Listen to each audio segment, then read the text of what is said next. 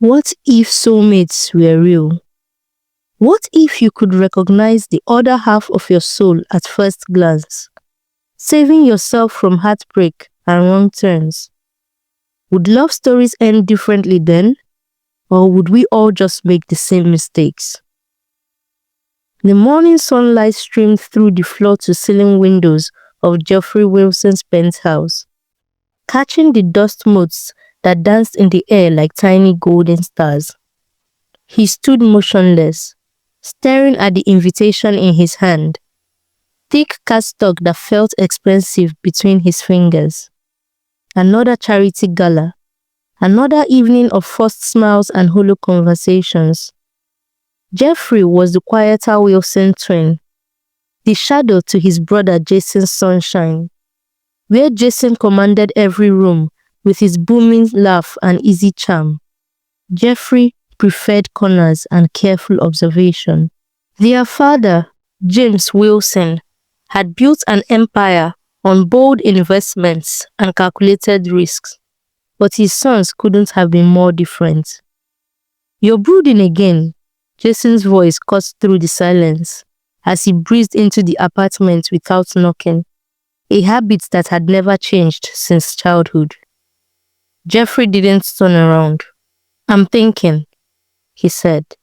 "Same thing with you." Jason flopped onto the leather sofa with the casual grace of someone who had never doubted his place in the world. "Ashley called me, by the way." "Of course she did," Jeffrey replied, rolling his eyes. Ashley, beautiful, ambitious Ashley, with her designer everything and her need for constant attention. They had been on and off for years now, a comfortable arrangement that required little emotional investment from either side. She looked perfect on his arms at business functions, and he provided her with the lifestyle she craved. "She's worried about you," Jason continued, studying his twin's rigid posture. "Says you've been distant lately." Jeffrey finally turned, his dark eyes meeting Jason's identical ones. "When am I not distant?" he asked. "True," Jason grinned, but concern flickered behind his smile. "You know what Nina said to me yesterday? She said you look like you're waiting for something that is never going to come." The observation hit closer to home than Jeffrey cared to admit. For as long as he could remember, he had been haunted by dreams of someone he had never met. A woman whose face remained frustratingly hidden, but whose emotions crashed over him like ocean waves in the darkness of sleep. Sometimes she came to him drowning in sorrow, and he would wake up with tears on his cheek and an ache in his chest that lasted for hours. Other nights, she sparkled with joy, and he would find himself smiling before consciousness fully returned. "The dream girl again?" Jason's voice had gentled.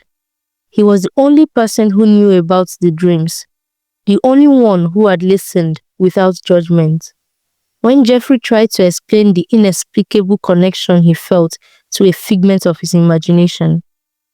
"It's nothing," Jeffrey muttered, but his fingers unconsciously traced the window pane. "They're just dreams." "Dreams don't leave you looking like you've lost something precious every morning, bro," Jason said gently. Before Jeffrey could respond, his phone buzzed. Ashley's name lit up the screen, and with it came a sinking feeling in his stomach. She had signed them up for some environmental volunteer program months ago. Something about planting trees and saving the planet. He had agreed because saying yes was easier than listening to her lecture about social responsibility. The trip to Nigeria, he had almost forgotten. 3 hours later, Jeffrey found himself in his walk-in closet, mechanically folding clothes into a suitcase while his mind wandered. Nigeria was his maternal grandfather's homeland, a country he had visited in childhood but never truly explored. The irony wasn't lost on him that Ashley had arranged this trip and then promptly started another one of their breaks just days before departure. His phone rang again. This time, it was the airline confirming his single passenger status. Flying solo, I say, Jason observed from the doorway, arms crossed and wearing that knowing smirk that had gotten them both in trouble as children. Ashley had other commitments, Jeffrey replied, though they both knew it was code for another fight he couldn't quite remember the details of.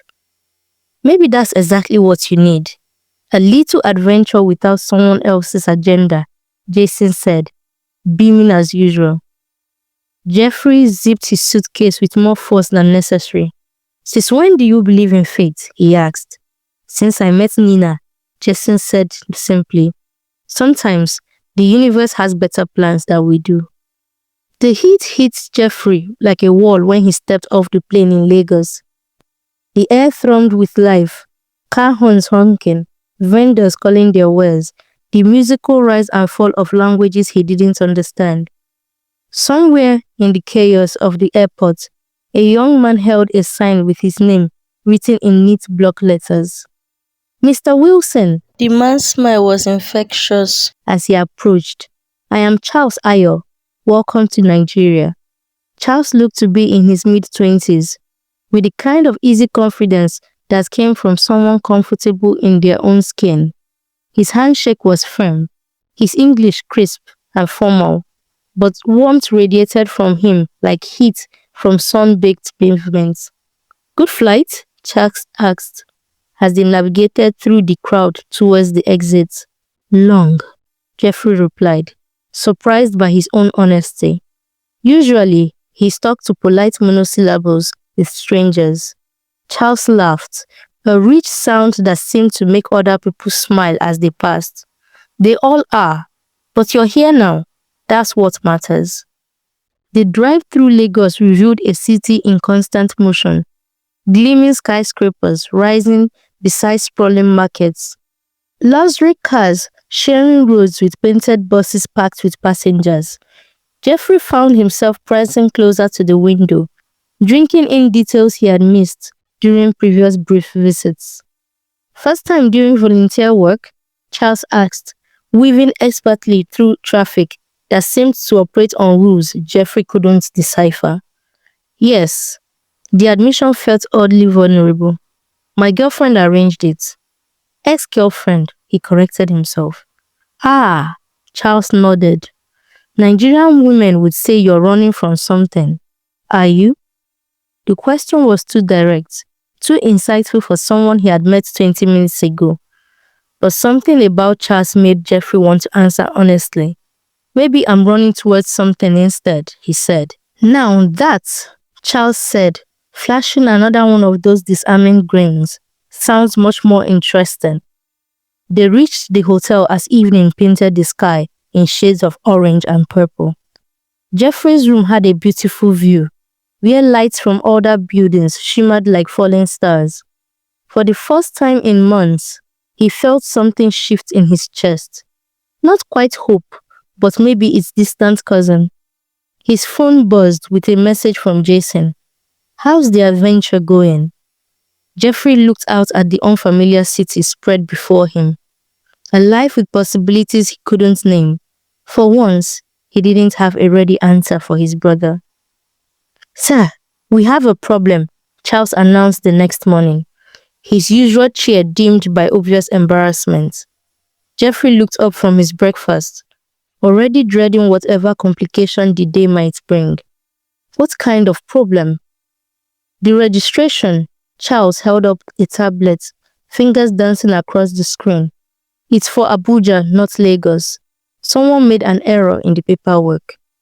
Jeffrey set down his coffee cup carefully. Of course, nothing about this trip had gone according to plan. From the moment Ashley stormed out of his apartment 3 weeks ago. So why should it start now? How far is Abuja? He asked Charles. By plane? Just a little over an hour. By road? Charles made a face. You really don't want to know. 2 hours later, they were airborne. The landscape rolling away beneath them in shades of green and brown. Charles had insisted on coming along, claiming responsibility for the mix-up, though Jeffrey suspected kindness motivated the offer more than duty. "Tell me about the volunteer program," Jeffrey said, watching clouds drift past the small plane's window.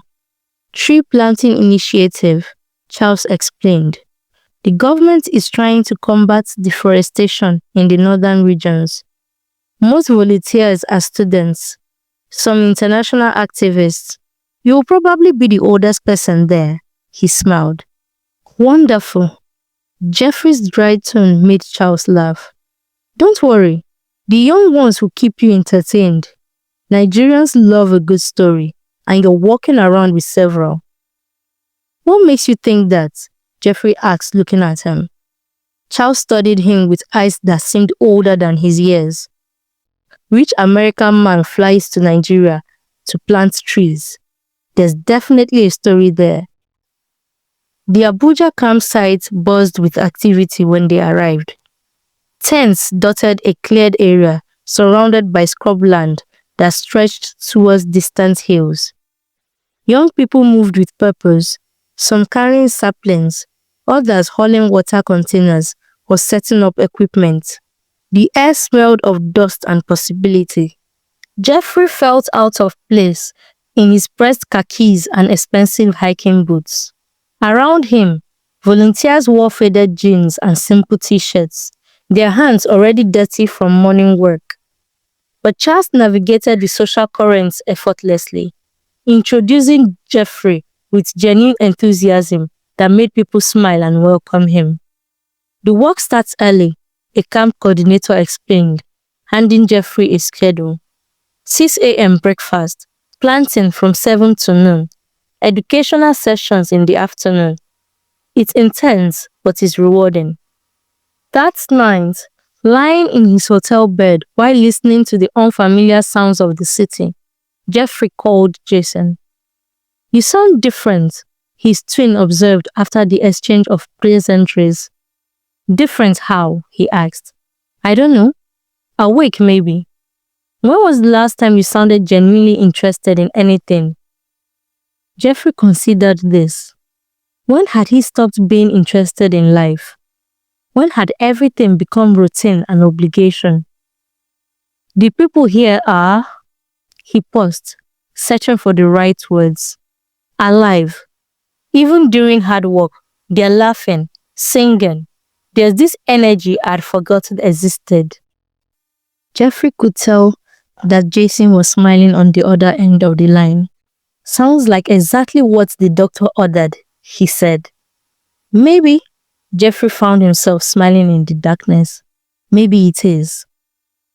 On his third morning, Jeffrey woke up with an inexplicable lightness in his chest. He had dreamt of her again, the mysterious woman whose emotions had colored his nights for nearly 20 years. But this time felt different. Instead of sorrow or distant joy, she had been laughing. The sound had been high and musical, like church bells ringing across water.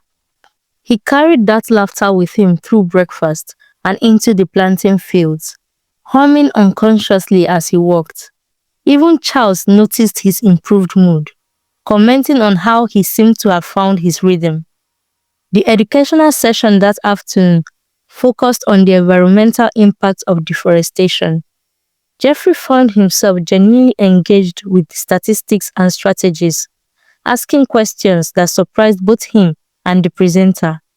When Charles excused himself to handle a phone call, Jeffrey barely noticed. But then, he heard it. Laughter, high-pitched and musical, exactly like the sound from his dreams. The world seemed to stop. Jeffrey spun around, desperately searching for the source. In the distance, Charles stood, his tall frame blocking Jeffrey's view of whoever he was talking to. The laughter came again, and Jeffrey's heart hammered against his ribs like a caged bird. By the time Charles returned alone, the moment had passed, but the echo of that laughter followed Jeffrey through the rest of the week like a half-remembered song. "I think I'm losing my mind," he confided to Jason during the nightly call. Or maybe you're finally finding it, Jason replied. How much longer are you there for? The program ends on Saturday. I fly out on Monday, he stated. Maybe you should extend your trip, Jason suggested. And do what exactly? Jeffrey asked. I don't know. Live a little. You've spent the past 5 years sleepwalking through life. Something's woken you up over there. Don't waste it, Jeff. Saturday arrived with a celebration that transformed the campsite. Someone had strung lights between the trees, and music drifted from speakers powered by a generator. Volunteers who had become friends over the past week hugged and exchanged contact information, promising to stay in touch. Jeffrey stood apart from the crowd, surprised by his own melancholy. A week ago, he couldn't wait to return to his ordered existence in Wales. Now the thought of his empty penthouse and predictable routine felt suffocating. Charles appeared at his elbow grinning. The night's still young. Some of us are going to the joint. It's a bar in town. You should come. Jeffrey shook his head automatically. I should pack. Early flight on Monday. Your flight is not until afternoon, Charles protested. Besides, when was the last time you did something just because it sounded fun? The question hung in the air between them. When had Jeffrey last done anything purely for enjoyment? When had he stopped taking chances on unknown pleasures? He sighed. One drink. Then I really do need to pack. Charles's smile could have powered the generator. One drink, I promise, that's all. The joint exceeded Jeffrey's expectation. What looked like a modest bar from the street revealed itself to be a multi-level entertainment complex. The ground floor buzzed with conversation and clinking glasses, while stairs led to additional floors that seemed to cater to different crowds and moods. Charles led him up a spiraling staircase to an outdoor terrace, decorated with an aesthetic mix of graffiti art and hanging plants. Familiar faces from the volunteer camp had claimed a cluster of tables, and they greeted Jeffrey with warm smiles and calls for him to join them. He found himself relaxing despite his usual social anxiety. These people had seen him sweat through manual labor and struggle with unfamiliar tools. They had shared meals and stories, and somehow, that shared experience has stripped away the usual barriers that made socializing feel like a performance. Jeffrey ordered a beer and settled into the comfortable rhythm of conversation. Stories flowed about the week's adventures, plans for future environmental work, dreams and aspirations that seemed bigger and brighter under the string lights. He was actually enjoying himself when his heart suddenly began racing for no reason. The sensation was familiar, yet impossible to place. Excitement mixed with anticipation, as if Christmas morning and his birthday had arrived simultaneously. Jeffrey looked around the terrace, trying to understand what had triggered the feeling. Everything looked the same. The same people, the same warm evening air, the same distant music from the floors below. Then Charles jumped up with a delighted shout, moving towards the stairs with arms outstretched in welcome. Jeffrey watched him embrace someone just out of view. When Charles stepped aside, Jeffrey's world tilted on its axis. The woman standing there was achingly familiar, as if he had been looking for her his entire life without realizing it. She wasn't classically beautiful in the polished way of the women he usually dated, but something about her face made his chest tighten with recognition. Her hair was braided neatly, decorated with silver beads that caught the light, and she wore simple jeans and a grey t-shirt that somehow made her more striking than if she had been wearing designer clothes. When she smiled at something Charles said, Jeffrey forgot how to breathe. He knew that smile, He knew the exact curve of her lips, the way her eyes crinkled at the corners. He had been dreaming about this face for 20 years, even when he couldn't see it clearly. "Everyone," Charles announced, his voice carrying across the terrace. "I want you to meet my friend Emerald." Emerald. Even her name was perfect, conjuring images of deep green forests and precious stones. Jeffrey whispered it to himself, tasting the syllables. She moved through the introduction with easy grace, shaking hands and exchanging pleasantries. Her voice was warm and confident, with a slight accent that made even ordinary words sound musical. Her eyes found his across the crowded table, and for a moment, the rest of the world fell away. They were talking about universities which they attended. "Where did you attend?" she asked him, and just like that, they were talking. Really talking, in a way Jeffrey hadn't experienced in years. She asked about his work, his studies, his impressions of Nigeria, and he found himself sharing stories and opinions he usually kept private. Her questions weren't invasive, but genuinely curious, as if she truly wanted to know what he thought about things. Time moved differently when he was looking at her. Minutes stretched into an hour, without Jeffrey noticing. Conversation flowing as easily as if they had known each other for years instead of minutes. She was funny and sharp, with insights that surprised him and a laugh that made his heart race every time he heard it. When their food arrived, he couldn't remember ordering anything, but Emerald had made suggestions and he had nodded along. Jeffrey realized he had never felt this comfortable talking to anyone. Even the silences between them felt natural instead of awkward. Then her phone rang. Emerald glanced at the screen and her entire expression shifted. The easy warmth vanished, replaced by worry that made Jeffrey want to reach across the table and take her hand. "I'm sorry," she said, already standing. "I have to answer this." She stepped away from the table, phone pressed to her ear, and Jeffrey watched her face grow increasingly tense as she listened to whoever was calling. When she glanced back at their table, her eyes found his, and he saw apology mixed there with something that looked like panic. Then she was gone, disappearing down the stairs without another word. Jeffrey waited. He made conversation with the others, finished his beer, picked at the food that had now grown cold, but his eyes kept drifting to the stairs, expecting her to reappear with explanations and apologies. An hour passed before he finally asked Charles where she had gone. Charles returned from speaking with the staff looking troubled. "Emergency at home," he said simply. She had to leave. The rest of the evening felt flat and colorless. Jeffrey made appropriate responses to conversations, his mind replaying every moment of his interaction with Emerald.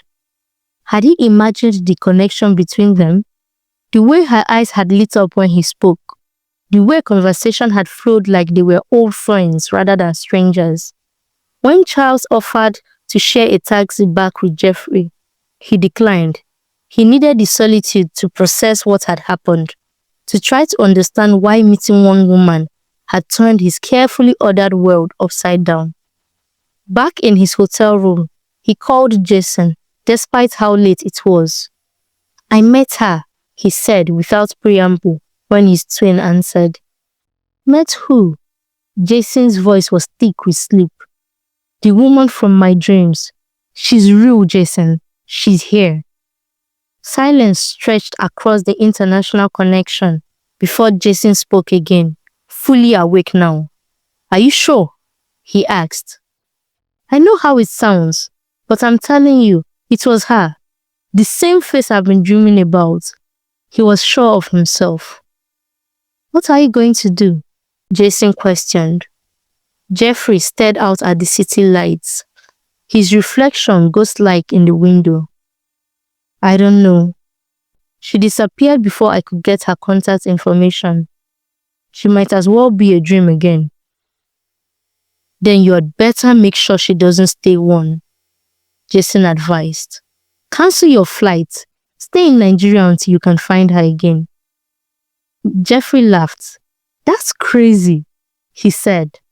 Crazier than dreaming about someone for 20 years and then finally running into her? Jason questioned. Jeffrey was quiet for a long time, Jason's words echoing in his mind. Well, he was already in the country. There wasn't much he could do. Okay, he said finally. I'll stay. The antiseptic smell of the hospital corridor made Emma's stomach churn, bringing back memories she had spent years trying to forget. She sat in an uncomfortable plastic chair, her hands trembling despite her efforts to stay calm. Beside her, her younger brother Tony shifted restlessly, shooting worried glances between Emerald and the closed door behind which their mother was being examined.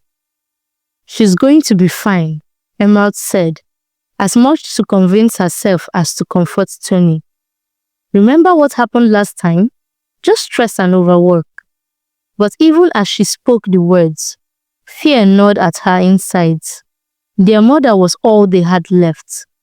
Their anchor, their safe harbor in a world that had proven unpredictable and sometimes cruel. 3 days had passed since that night at the joint.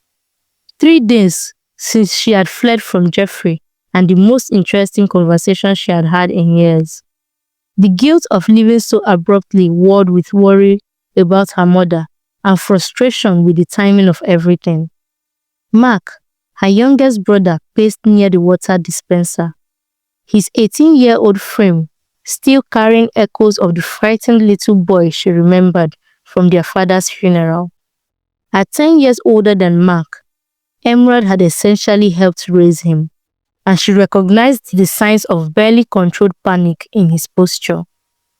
What's taking so long? Mark demanded, his voice cracking slightly.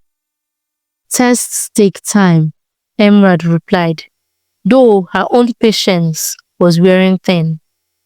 Dr. Okoro will tell us something soon, she said. The familiar weight of responsibility settled on her shoulders like an old coat.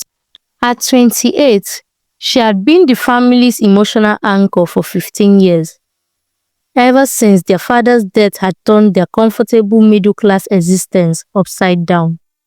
She was the one who made sure bills got paid, who comforted Tony through nightmares, who helped Mark with homework while working 2 part-time jobs to keep food on the table.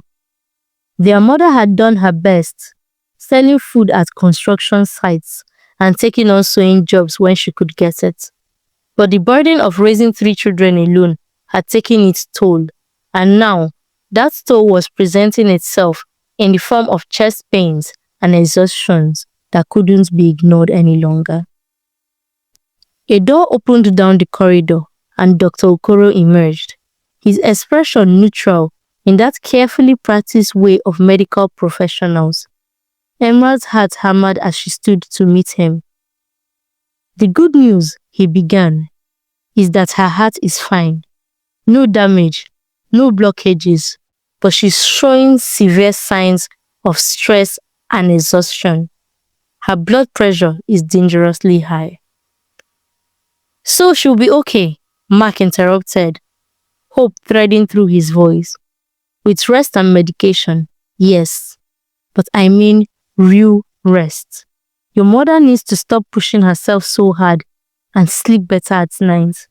Emerald nodded, already calculating how they would manage financially with her mother working less.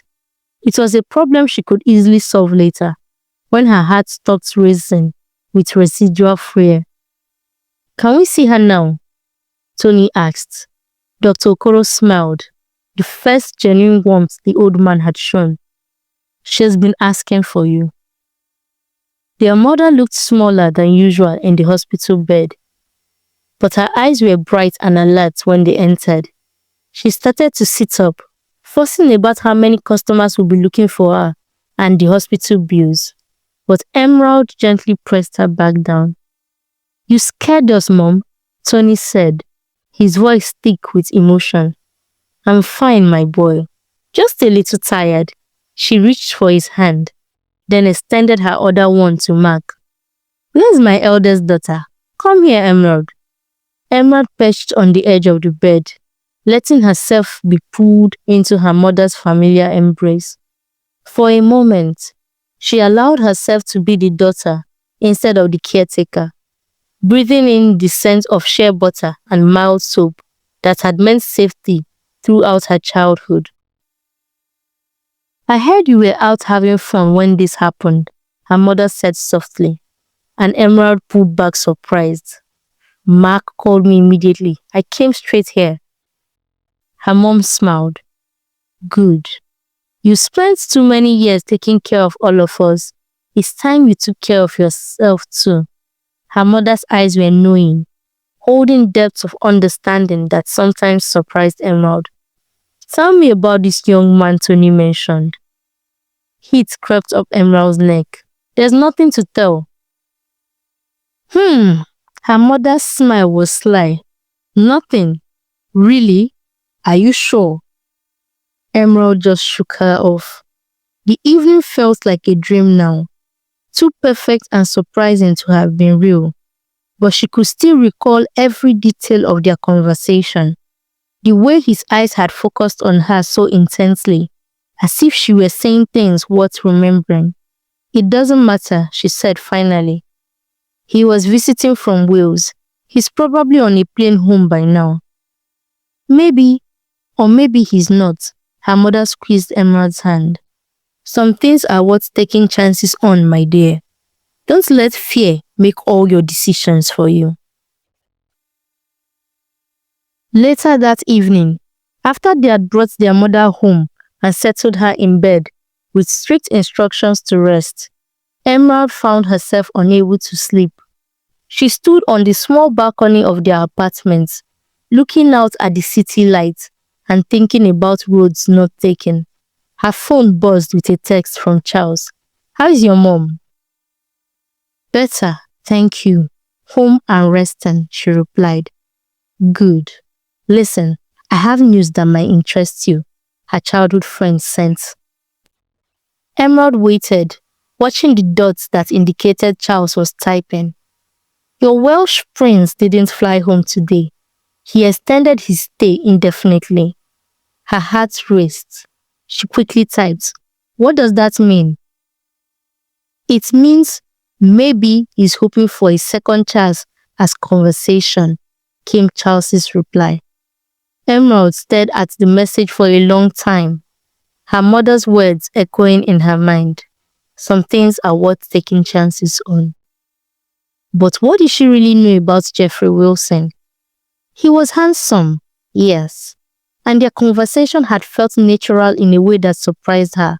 True, but he was also clearly wealthy, probably more used to women like the glamorous types she saw in magazines than a part-time secretary who lived in a one-bedroom apartment with her mother and two brothers.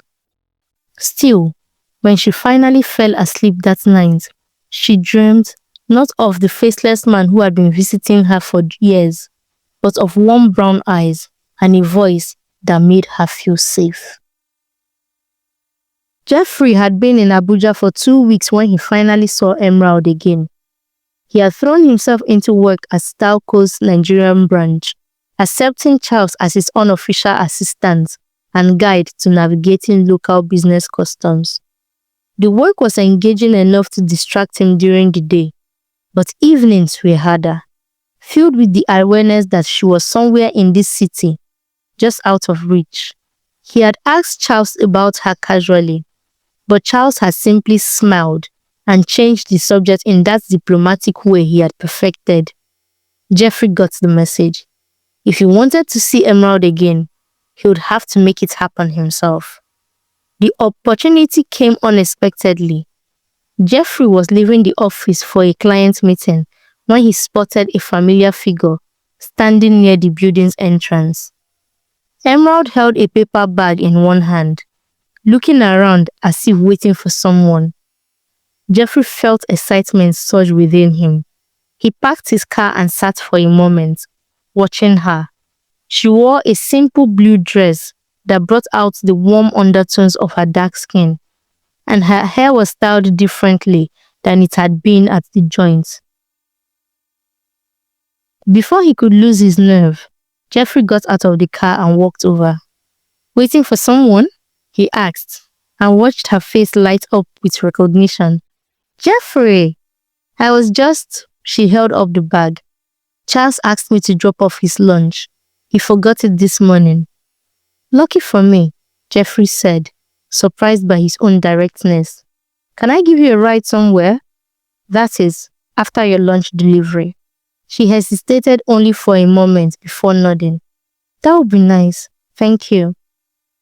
The drive started in comfortable silence, with Emerald giving occasional directions. Jeffrey found himself hyper-aware of her presence in the passenger seat. The way she fiddled with her fingers, the subtle scent of something floral that might have been perfume or simply the soap she used. "How is your mother?" he asked, remembering Charles's brief explanation for her sudden departure from the joint. Emerald's smile turned soft. "Better, thank you. It was just stress, but it was frightening for a while." "I can imagine." Family emergencies have a way of putting everything else in perspective. She glanced at him curiously. "You sound like you're speaking from experience," she said. Jeffrey considered how much to share. "My grandfather had a heart attack when I was in university. I was in the middle of exams. Thought the world would end if I missed them. But sitting in that hospital waiting room, none of it mattered anymore." "Exactly," Emma's voice held understanding. "It's strange how crisis can clarify what's actually important in one's life." They had reached her destination, a modest apartment complex that looked well-maintained despite its age. Jeffrey pulled into a parking space, but neither of them made a move to end the conversation. "This might be presumptuous," he said, turning to face her, "but I was wondering if you would be interested in having lunch tomorrow with me. I mean, I know a place." "I'll like that," she interrupted, and her quick response made him smile. "Really?" She nodded. "Really." They exchanged phone numbers, and Jeffrey watched her walk towards the building entrance, admiring the confident way she moved. Just before she reached the door, she turned back. "Jeffrey, I'm glad you decided to stay in Nigeria." He was still smiling when he drove away. Their lunch the next day stretched into 3 hours of conversation that flowed as easily as if they were old friends. Emma told him about her work as a part-time secretary for an NGO and her wicked classes where she taught kids in her neighborhood how to read and write. Jeffrey found himself sharing details about his life that he rarely discussed. His struggles with living up to his father's expectations, his twins' easy confidence that he had always envied, his growing sense that success meant more than just profit margins. "What made you want to plant trees?" Emma asked over dessert, and Jeffrey laughed. "Honestly, my ex-girlfriend signed us up, and I was too polite to back out even after we broke up." "That's quite a commitment to politeness," she muttered. "Or cowardice," Jeffrey admitted.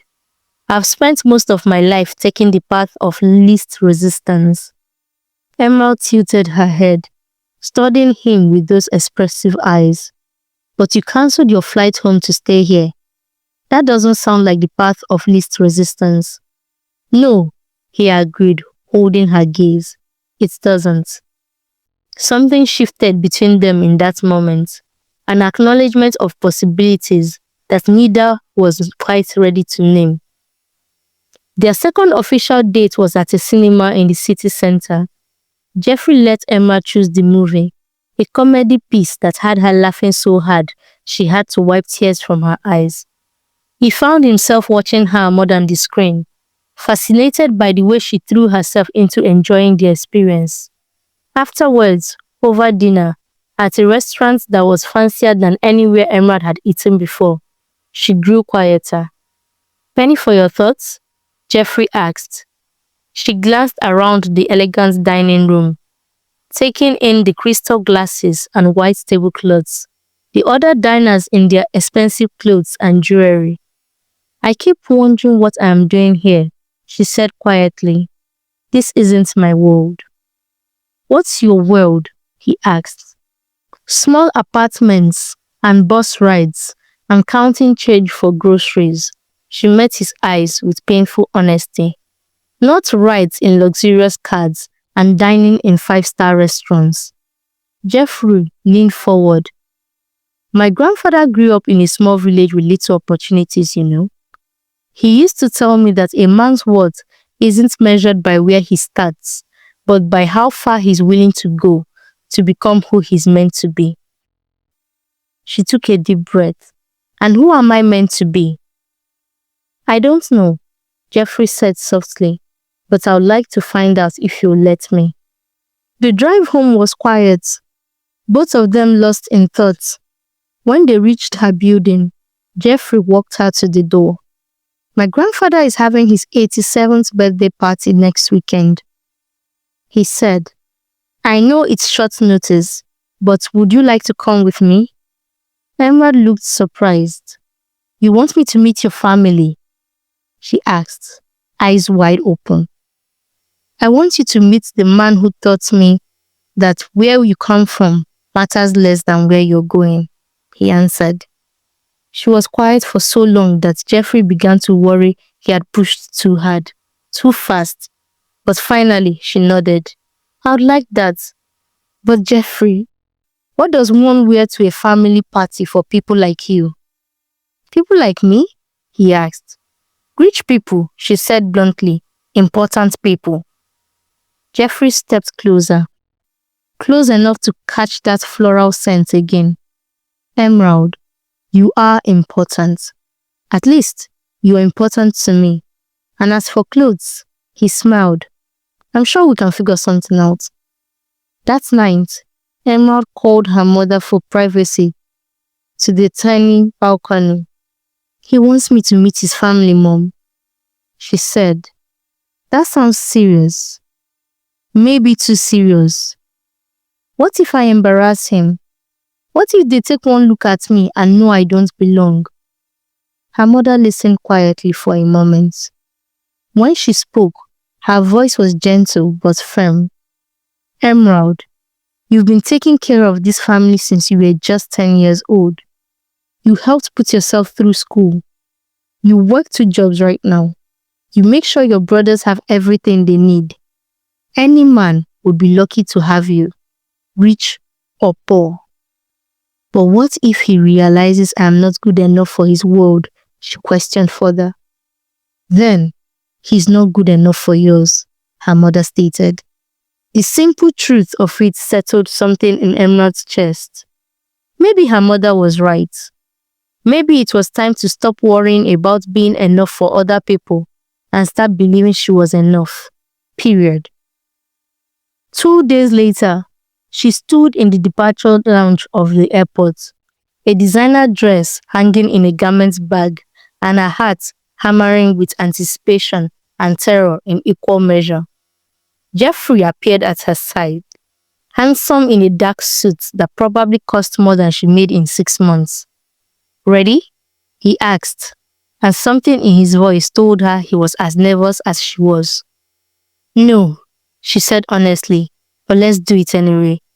His hand found hers as they boarded the plane, and Emerald decided that sometimes the scariest path was also the right one. The flight to Lagos took about an hour, but it felt like traveling to another world. Jeffrey's grandfather's house turned out to be a huge compound with manicured gardens and more bedrooms than Emerald could count.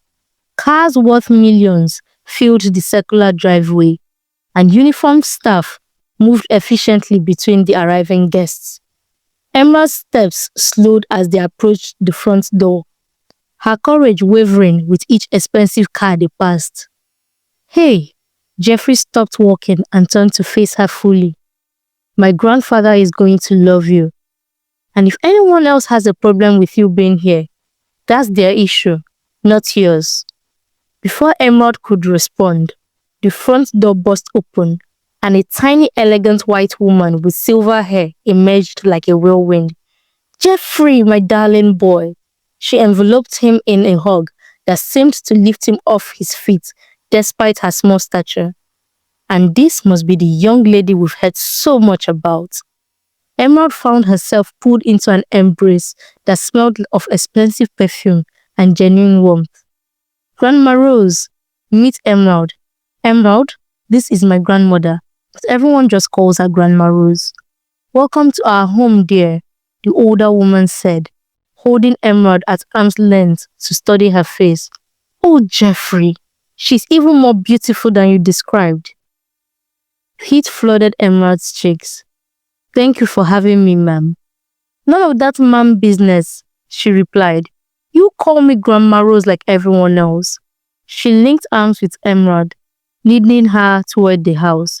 Now come, let me introduce you to everyone.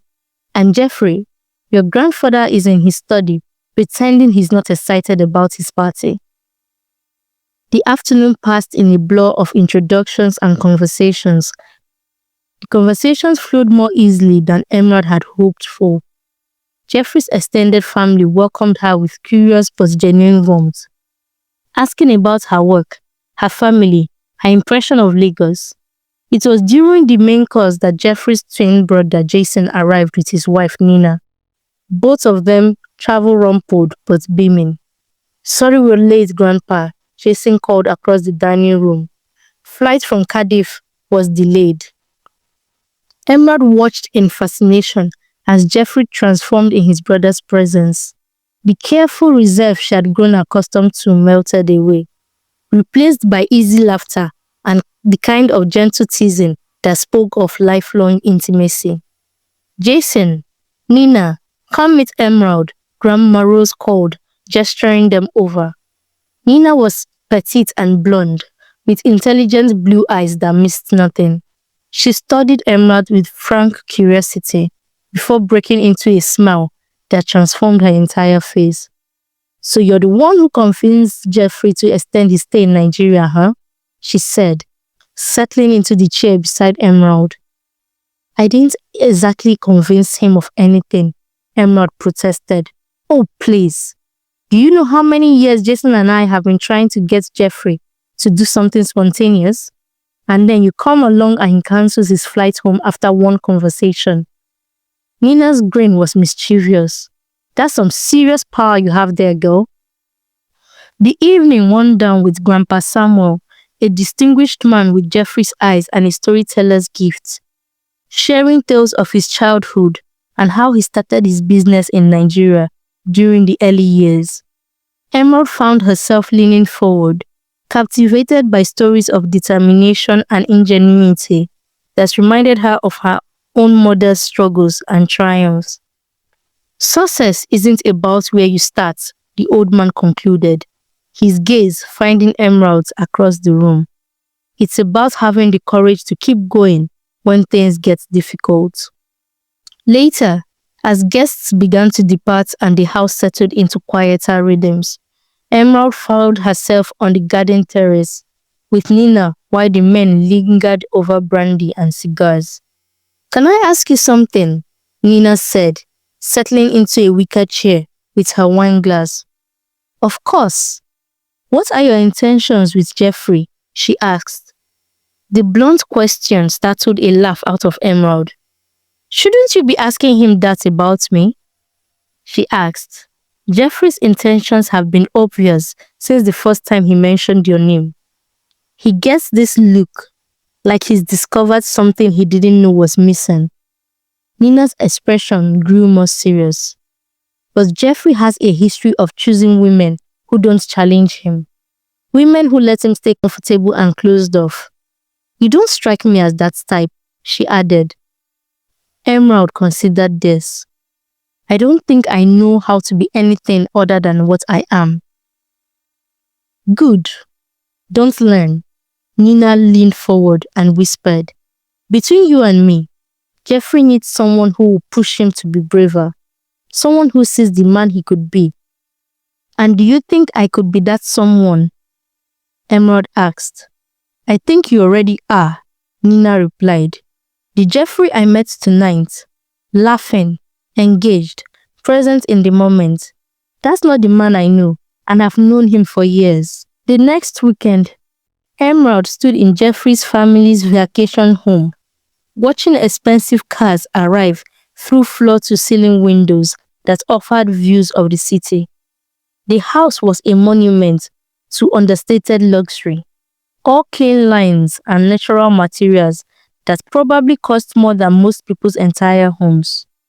Nina had insisted on taking her shopping in Manhattan, an experience that had left Emerald simultaneously exhilarated and overwhelmed. Her closet now contained more designer clothing than she had ever dreamed of owning, each piece carefully chosen to suit her coloring and style. You clean up nice, Jeffrey murmured, appearing at her elbow in a way that was becoming familiar. Emerald smoothed the silk of her new dress self-consciously. Nina has good taste, she stated. Nina has expensive taste, he countered. The good taste was already there. She was about to respond when the front door opened and conversation from the entryway drifted towards them. Jeffrey's posture shifted, tension creeping into his shoulders. What is it? Emerald asked.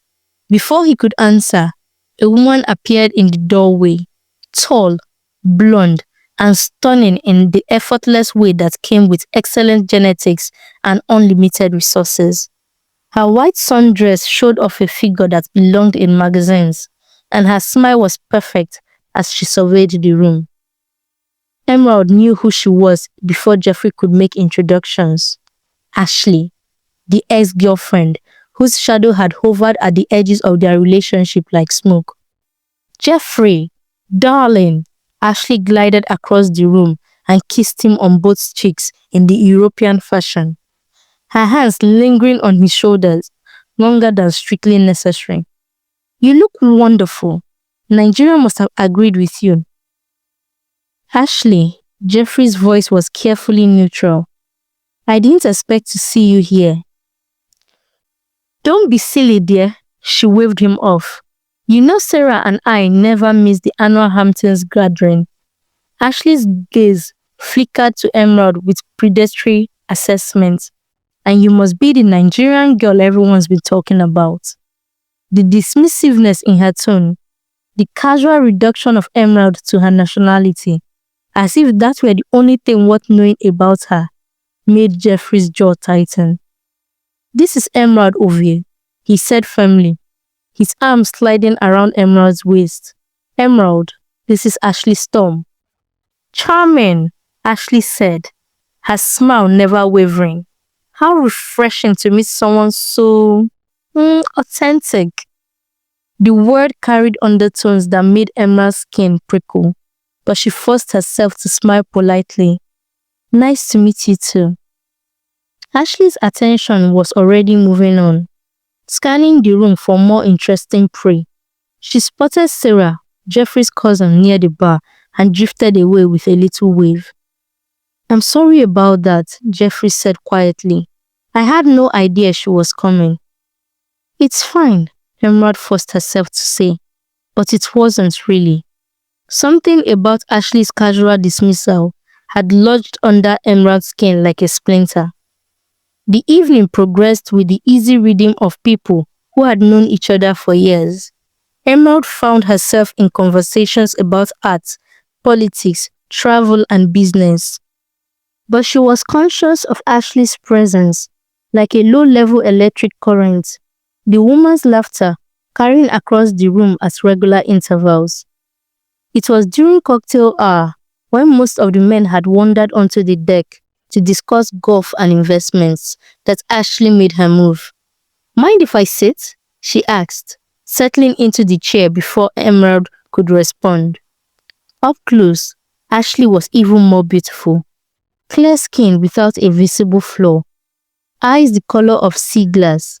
The kind of bone structure that would age gracefully into her 80s. You know, Ashley said conversationally, I have to admire your confidence. I'm sorry? Emerald asked, puzzled. Ashley's smile was sharp as broken glass.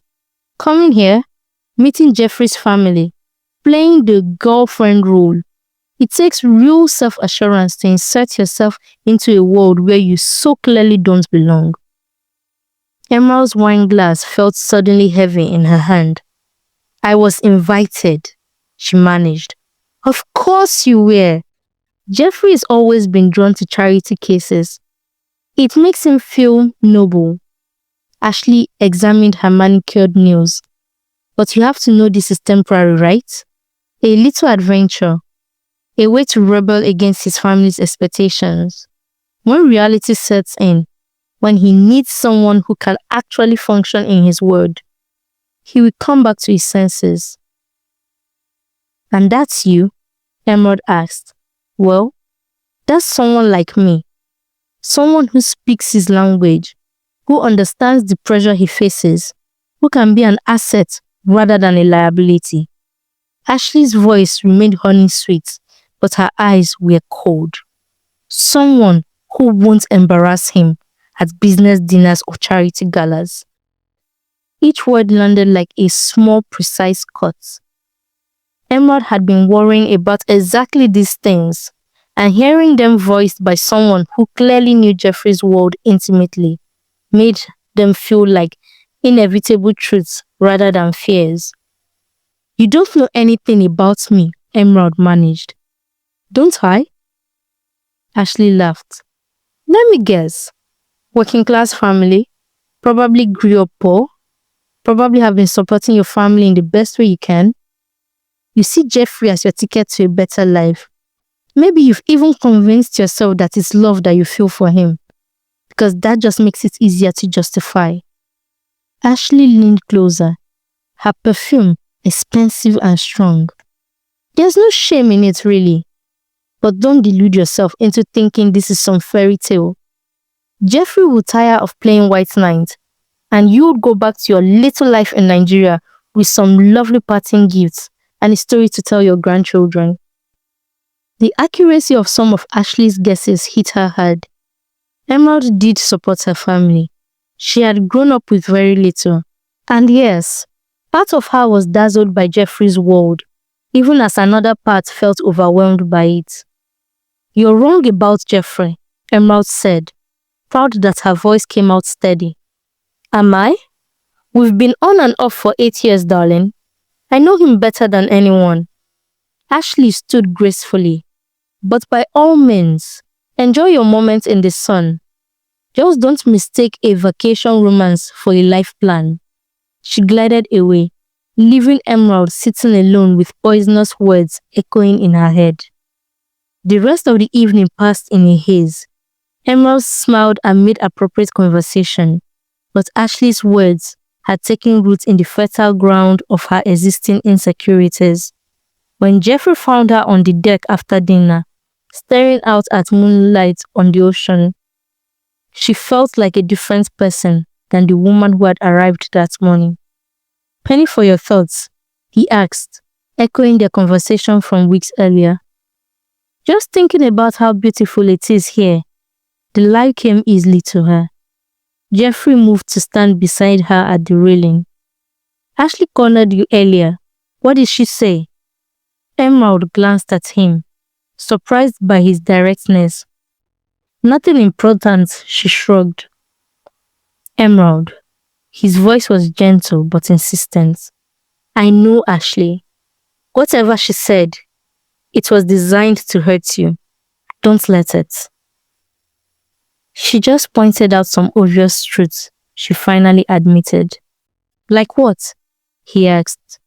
Like the fact that I don't belong in this world, that I'll never be able to navigate charity galas and business dinners the way someone like her can. The words stumbled out before Emerald could stop them. She's right, Jeffrey. Look around. Everyone here speaks the same language, shares the same reference, moves in the same circles.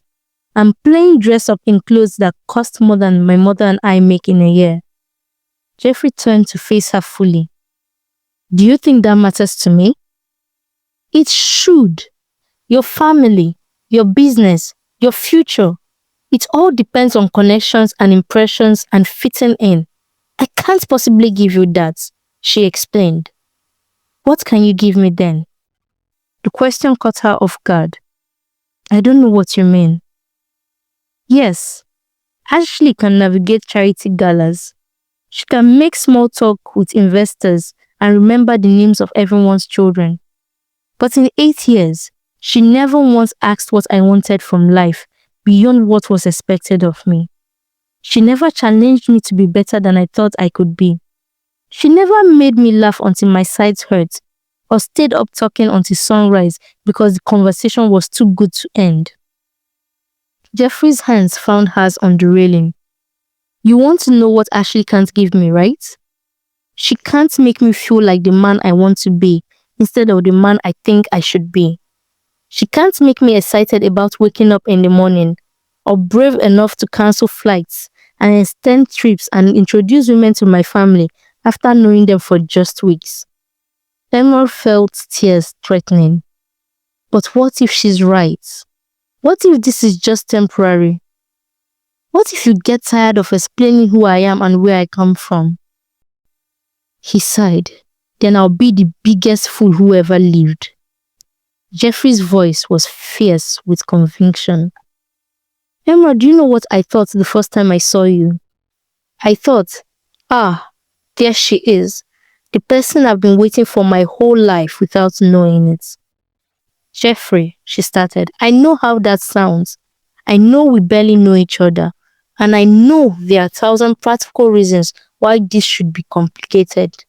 But I also know that in 3 weeks, you've changed everything about how I see myself and what I want from life. That has to count for something. Emerald looked at him, really looked at him, and saw sincerity in every line of his face. But Ashley's words still whispered in her ear, planting seeds of doubt that felt too reasonable to ignore. I need time to think, she said finally. Jeffrey nodded, though disappointment flickered across his features. Of course, take all the time you need. But even as he said it, Emerald could feel something fragile beginning to crack between them. 6 months passed before Jeffrey could arrange another trip to Nigeria. Work had consumed him with the kind of intensity that left little room for personal life, and the distance from Emerald felt like a constant ache he couldn't quite ease. They talked every day, phone calls that stretched for hours, text messages that kept them connected across continents. But something had changed after the Hamptons. Emerald was more guarded now, quicker to deflect compliments and dismiss her own importance in his life. Jeffrey knew Ashley was to blame, but knowing it and fixing it were two different things entirely. When he finally stepped off the plane in Abuja, the familiar heat and energy of Nigeria felt like coming home. Emerald was waiting for him at arrivals, and for a moment, seeing her smile erased the stressed lines from her face. Everything felt possible again. I missed you, he said, simply pulling her into his arms. I missed you too, she murmured against his shoulder, and he felt some of the tension he had been carrying for months finally ease. They spent 2 weeks together, recapturing some of their earlier ease. Jeffrey met Emerald's mother, a woman whose warmth and strength reminded him powerfully of his own grandmother. He played football with her brothers in the compound courtyard and listened to stories about their father that made him understand where Emerald's fierce protectiveness came from. But underneath the surface happiness, Jeffrey could feel Emerald holding part of herself back. She was more careful with her words, more conscious of their differences, quicker to point out why something wouldn't work long term. On his last night in Nigeria, Jeffrey took her to a restaurant overlooking the city lights. He had been carrying an engagement ring for 6 weeks now, waiting for the right moment, the right conversation, the right sign that she was ready to take the leap with him. "I have something I want to ask you," he began after their meal. Something flickered in Emerald's eyes. Panic, maybe, or resignation. "Jeffrey," she started. "Let me finish." He reached across the table for her hands. "These past months, even with the distance, have been the happiest of my life. Not because everything has been perfect, but because you make me want to be the kind of man who deserves happiness." He pulled out the ring box, watching her face go very still. "I know there are challenges. I know people will have opinions, and there will be adjustments, and it won't always be easy. But I also know that I love you, and I want to build a life with you, whatever that looks like." Jeffrey opened the box, revealing a ring he had chosen for its elegance rather than its size. A perfect emerald surrounded by diamonds that caught the restaurant's candlelight like captured stars. "Emerald Ovie," he said, his voice steady despite his racing heart. "Will you marry me?" For a moment, hope flickered in her eyes, so brightly that Jeffrey thought she might say yes. But then something closed off in her expression, and he knew what her answer would be before she spoke. "I can't." The words were barely a whisper. "Jeffrey, I'm so sorry, but I can't." She was standing before he could respond, moving towards the restaurant's exit with quick, desperate steps. Jeffrey sat frozen for a heartbeat, his mind unable to process what had just happened, before quickly paying the tab and following her outside. He caught up with her in the parking lot, where she stood beside his car, with tears streaming down her face. "Emerald, please, talk to me. What just happened in there?" "I can't marry you," she said without looking at him. "I thought I could, but I just can't." "Why? And don't tell me that you don't love me, because I know you do," he argued. "Because love isn't enough." The words burst out of her like water through a broken dam. "Because every time I imagine our wedding, I see your family trying to be polite about my background. Every time I think about living in Wales, I imagine myself at business dinners where I don't understand the references or the jokes. Every time I picture our children, I wonder if they'll be ashamed of their mother who grew up poor and speaks with an accent and doesn't know which fork to use at dinner." Jeffrey stared at her, devastated by the pain in her voice. "You think I would let that happen? You think I would choose people who make you feel that way?" "I think you're a good man," she explained. "I think you would try to protect me. But I also think eventually you'll get tired of having to. Eventually, you wish you had chosen someone who fits you better, someone who made your life easier instead of more complicated." "Emerald," he started, reaching for her. "I saw the pictures, Jeffrey." She pulled a manila envelope from her bag with shaking hands. "Ashley made sure I saw them." Jeffrey's blood went cold as Emerald spread photographs across the hood of his car. Pictures of him at charity events, business dinners, gallery openings, all with Ashley at his side.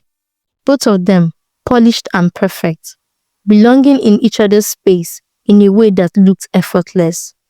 "This is your world," Emerald said, gesturing at the images. "These are your people, your responsibilities, your life. Look at yourself in these pictures, Jeff. You look like you belong there. You look powerful, confident, and at home." Jeffrey studied the photographs, seeing himself through Emerald's eyes for the first time. She was right. He did look at home in those spaces, comfortable with the rituals and expectations of his social class. Now, imagine me in these pictures, Emerald continued. Imagine explaining to business partners who I am, where I come from, why you chose me over someone like Ashley who understands your world. I don't care what they think, Jeffrey said. You should. Your business depends on these relationships. Your family's reputation depends on the choices you make. I can't be the reason you lose either of those things. Jeffrey gathered the photographs, his hands shaking with anger, not at Emerald, but at Ashley for her calculated cruelty, at himself for not seeing how his ex-girlfriend's poison had taken root. You're not choosing for me, he said finally. You're choosing for both of us based off of what Ashley wants you to believe. I'm choosing based on reality, Emerald replied. Whose reality? He asked. Ashley's? Or the reality where my grandmother hugged you like family and my uncle spent 3 hours talking to you about Nigerian business? The reality where my grandfather told me he had never seen me happier? Emerald's tears fell harder. It doesn't matter how kind your family is. It doesn't change the facts. Jeffrey felt something break inside his chest. Not just disappointment, but a profound sense of loss for futures they'd never explored, for the woman Emerald might have become if she could see herself through his eyes. I love you, he said one last time. That's not going to change just because you're scared. I know. Her voice was so small he could barely hear it. I love you too. That's why I have to let you go. She walked away then, leaving Jeffrey standing alone in a parking lot with an engagement ring and a pile of photographs that suddenly felt like evidence of a life he wasn't sure he wanted anymore. 6 months later, the hospital waiting room in Wales looked nothing like the one in Abuja, where Emerald had sat with her brothers months earlier. But the antiseptic smell and uncomfortable chairs triggered the same knot of anxiety in her stomach. Nina paced nearby, her usually perfect composure cracked with worry. How long has he been like this? Emerald asked, her voice tired from the overnight flight and the tears she had cried over the Atlantic. 3 days, Nina replied without stopping her restless movements. He collapsed at the office. Exhaustion and complete physical breakdown.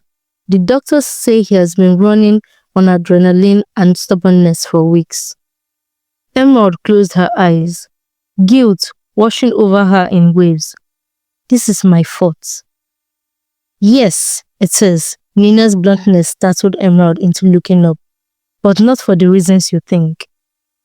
Before Emerald could ask what she meant, Nina sat down beside her, her expression softening.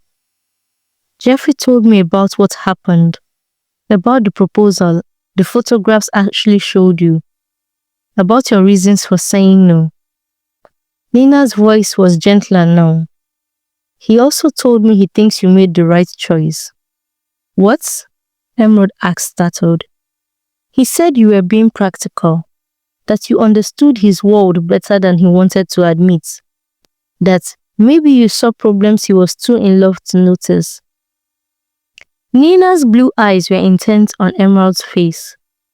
But here's what I don't think either of you considered.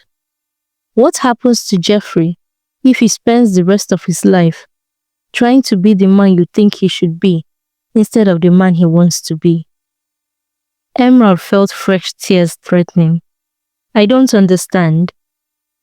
The Jeffrey who's been in that hospital bed for 3 days isn't the man I met at his grandfather's birthday party.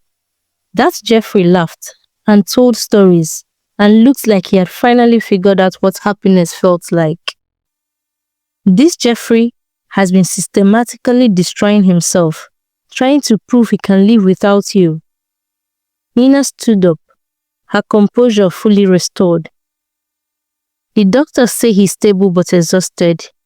He needs rest and someone who gives a damn about his well-being.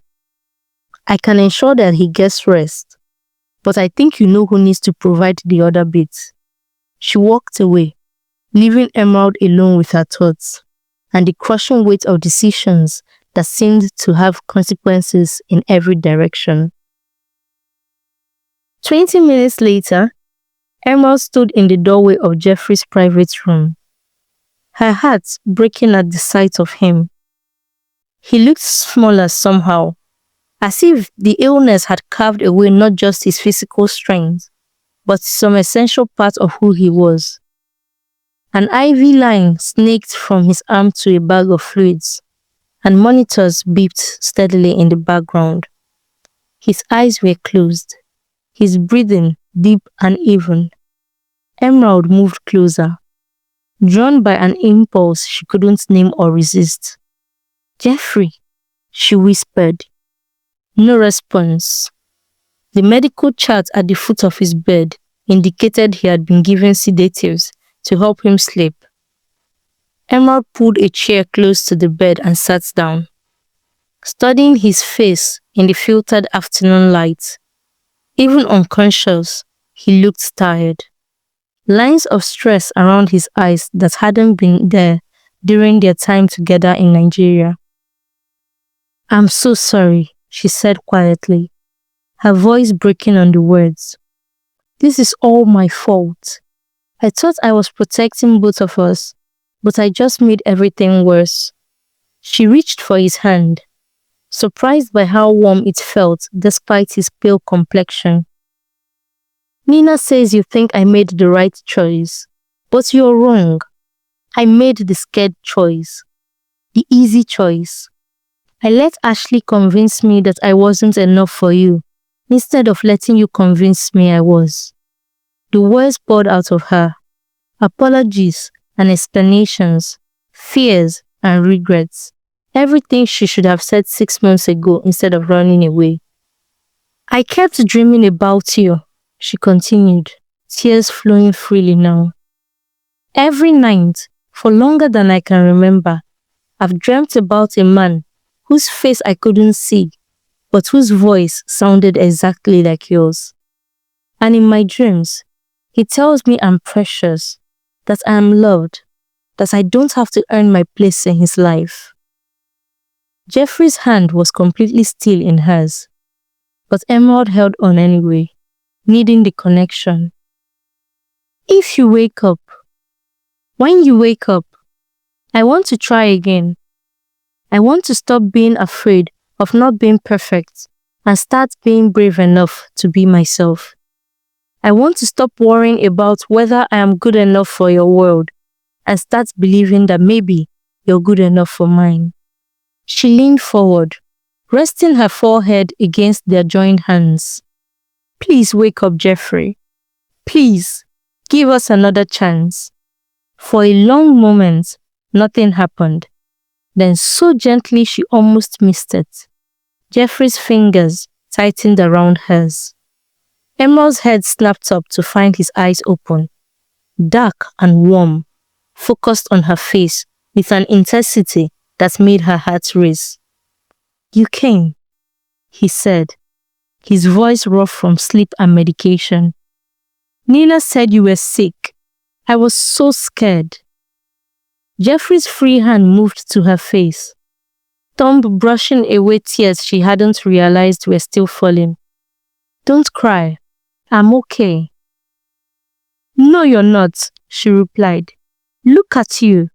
You're in a hospital bed because I broke your heart."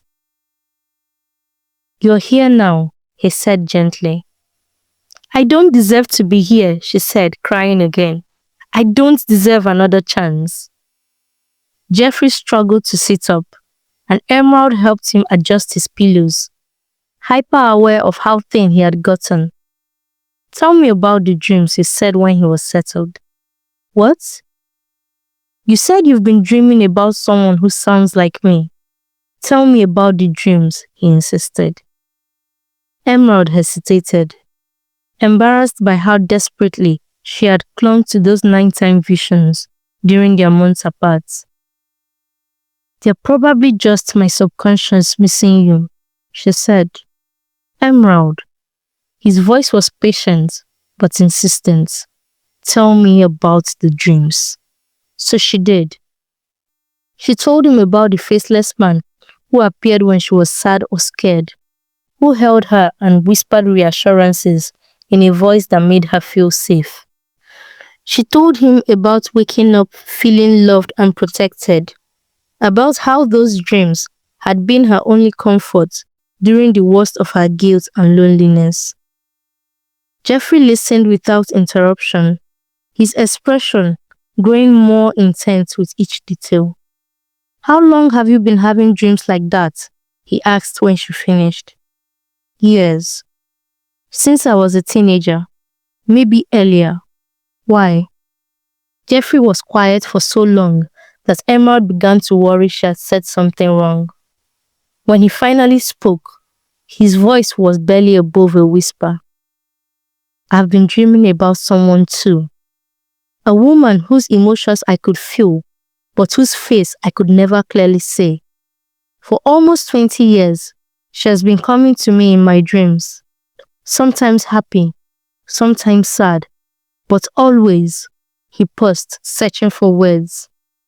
Always like she was the other half of something I didn't know I was missing. Emerald's breath caught. Jeffrey, she started, but he didn't let her finish. The first time I saw you at the joint, I knew you were her, the woman from my dreams. That was why I stayed in Nigeria, why I couldn't let you go, why losing you felt like losing a part of my soul. They stared at each other across the narrow hospital bed, both of them processing the implication of what they had just shared. You think we're soulmates, Emerald said finally, and it wasn't a question. I think we're two people who found each other despite every reason why we shouldn't have, he stated. I think we've been connected somehow, since before we met, and I think running from that connection has made us both miserable, he added. Emerald considered this, turning the idea over in her mind like a stone she was examining for flaws.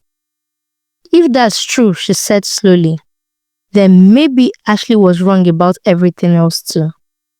He stroked her hand lovingly. Ashley was wrong about you not being good enough for my world, but maybe she was right about one thing, he replied. What's that? She asked, confused. Jeffrey's smile was tired but genuine. Maybe you're not meant to fit into my world. Maybe we're meant to create our own world instead. 2 days later, Jeffrey was discharged from the hospital with strict instructions to reduce his stress levels.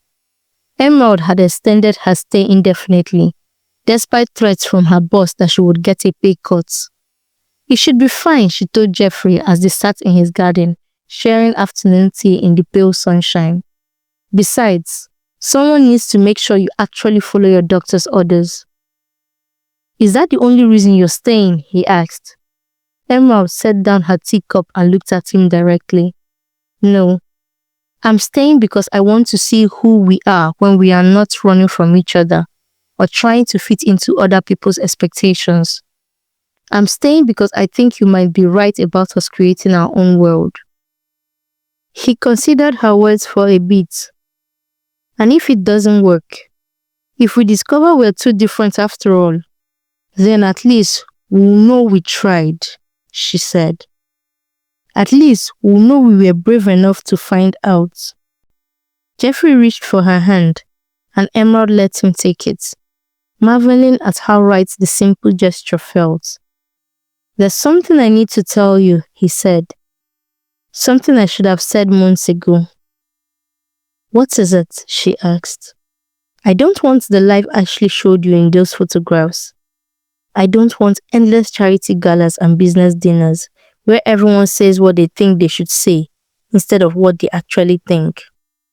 I don't want to live in my father's shadow or spend my life trying to impress people who don't matter. Jeffrey's grip on her hand tightened. I want to build something meaningful. I want to use my resources to make a difference instead of just making money. I want to wake up every morning excited about the day ahead instead of just getting through it. What does that look like? She questioned. I don't know yet, but I know I want to figure it out with you, if you'll let me. Emerald was quiet for a moment, feeling the weight of possibilities settling around them like morning mist. My mother always told me that the right person wouldn't just love who I am, they would love who I could become, she said finally. I think maybe the same thing applies to both of us. So what do you say we find out who we could become together? He asked, looking at her intensely. Emerald smiled, feeling lighter than she had in months. I say yes, to all of it, to taking chances and building something new, and being brave enough to see where this goes. Jeffrey's answering smile was radiant. Does that include saying yes to marrying me? Eventually, Emerald said, laughing at his expression. When we are both sure we are choosing each other for the right reasons, instead of running towards or away from something else.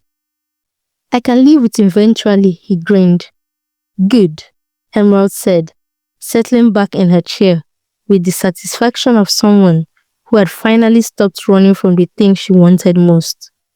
Because eventually, it's going to be wonderful. The wedding took place in Nigeria a year later, in a garden venue that overlooked the rolling hills outside Abuja.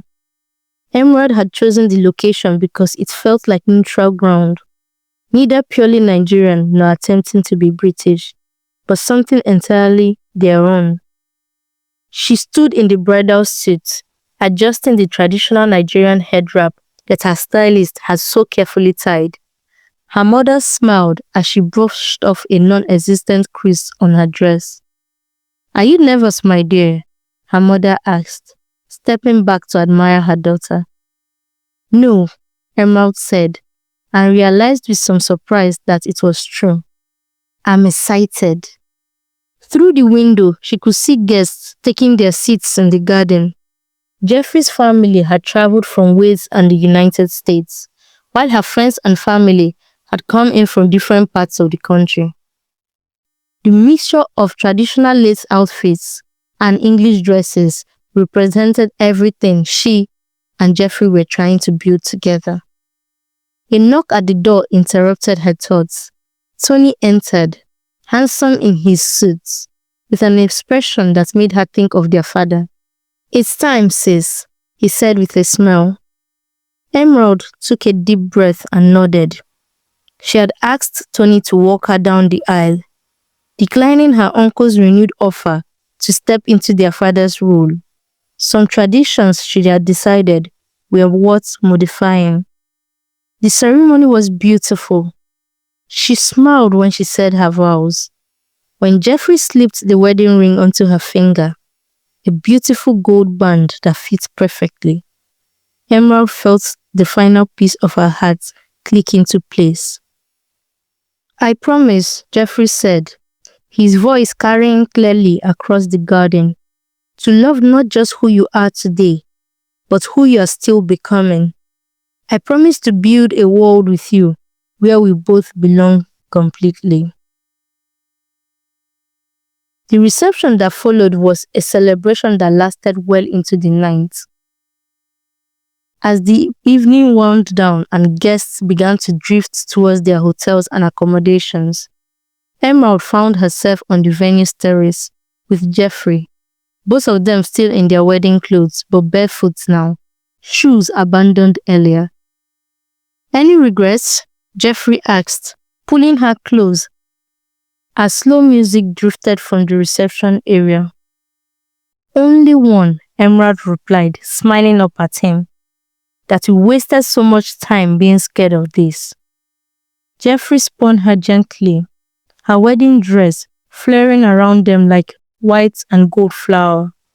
Well, we have the rest of our lives to make up for lost time. The rest of our lives, Emerald repeated, testing the words. That sounds perfect.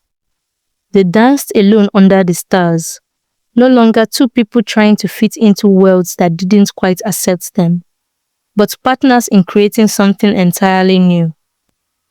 And for the first time in either of their lives, the future felt not like something to be anxious about, but like an adventure they couldn't wait to begin.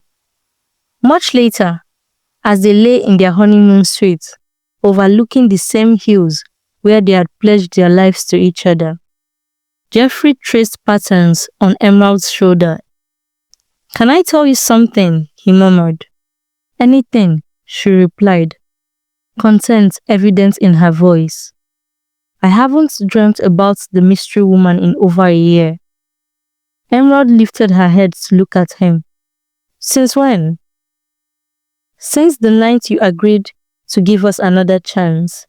It's like," he paused, "it's like whatever part of my soul I was searching for, I finally found."